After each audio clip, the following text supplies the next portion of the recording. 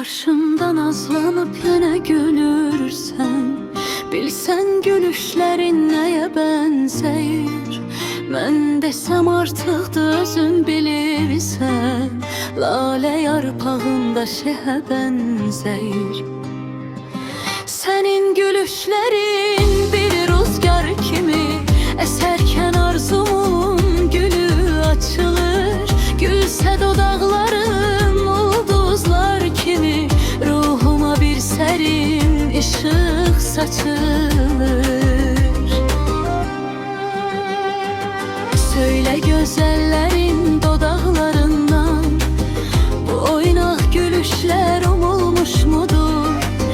Sənin hər qəhqəhən ay kənarından, keçən bulud mudur, uçan quş mudur?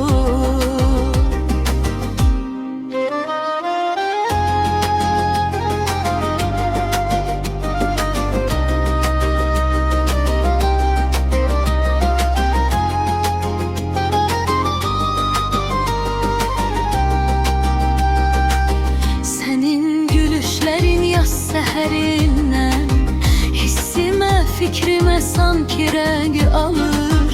Gül ki şeirlərim gülüşlərindən, qırılmaq bilməyən bir ahəng qalır. Sən güldüyün zaman bu şad günümdə açılır qarşımda, canlanır bahar. Bəzən başucumda, bəzən ölümdə şimşəklərim çaxar, sularım axar.